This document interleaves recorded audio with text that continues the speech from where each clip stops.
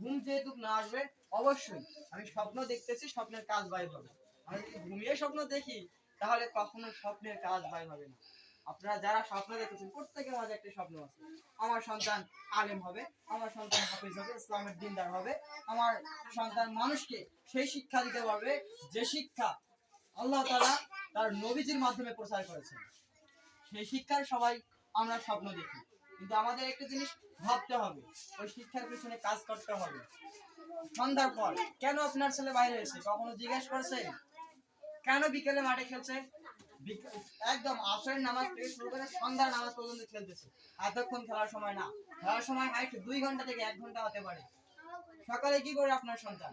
ঘুম থেকে 8টার মধ্যে উঠতেছে না 9টার মধ্যে উঠতেছে? আপনি কখনো লক্ষ্য রাখছেন? সচেতন হয়েছেন কখনো? আপনার সন্তান মাদ্রাসায় কখন? আপনি জানেন 8:30টায় মাদ্রাসায়। আপনার সন্তান যদি 9:30টায় মাদ্রাসায় আসে, আপনি জানবেন বিষয়টা ভালো করে। কি কারণে আসছে? আমি কি মাদ্রাসায় আপনার বাড়িতে মাদ্রাসায় পড়ে বাড়িতে বিকেলে যাব, সন্ধ্যার সময় যাব, রাত্রে যাব, প্রত্যেকটা বাড়িতে যা বলবো যে পড়ো, ওখানে থেকে পড়াবো? কখনোই না, সম্ভব না তো। আমার তো একটা লাইফ আছে, আমার তো একটা জীবন আছে, আমার কাজ আছে। আমি আমার কাজ করব না? আমরা তো মাদ্রাসায় যথেষ্ট চেষ্টা করি।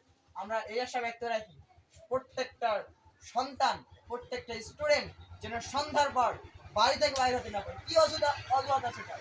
কি কাজ করে তিনি? যত কাজ করে তার বাবা মা, যত কাজ করে তার বড় ভাই বা বড় বোন, তাহলে আর ও কি কাজ করবে? ওনার কাজ আমি দেখি না। বিশেষ করে বলতে গেলে আমি আমার কাজ খুঁজে পাই না। আমার কাজ শুধু এই মাদ্রাসায় আমি আসি ইনভলভ, সেই সাথে কিছু প্রাইভেট টিউশনি করাই, আর অন্য দিক থেকে আমি নিজেও পড়ি। তা আমি তো সন্ধ্যার পর বাইর হই না, আমি বুঝতে পারি। আমার বাবা মা তো আমাকে বলে সন্ধ্যার পর বাইর হওয়া যাবে না, এখনো বলে।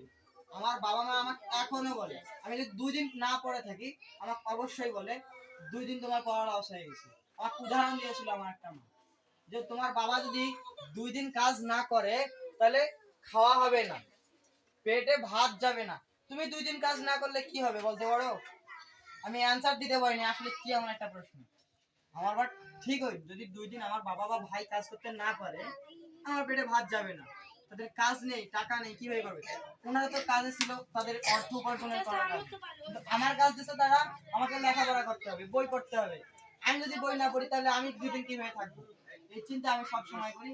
ঠিক একই চিন্তা এবং আমার চেয়ে উন্নত মানের চিন্তা আপনারা করবেন, যেন আপনার সন্তান এই জায়গা থেকে আমার মতো পজিশনে না হয়ে, নিজের মতো পজিশনে না হয়ে উচ্চ মানের পজিশনে যায়। আমরাও দোয়া রাখি, আপনারাও দোয়া রাখবেন। আপনাদের কাছে এটা আহ্বান নয়, এটা অনুরোধ রইল, আপনাদের সন্তান যেন ঠিক সন্ধ্যার পরপরই, সন্ধ্যার সময় পড়াশোনা করতে পারে, এই আশা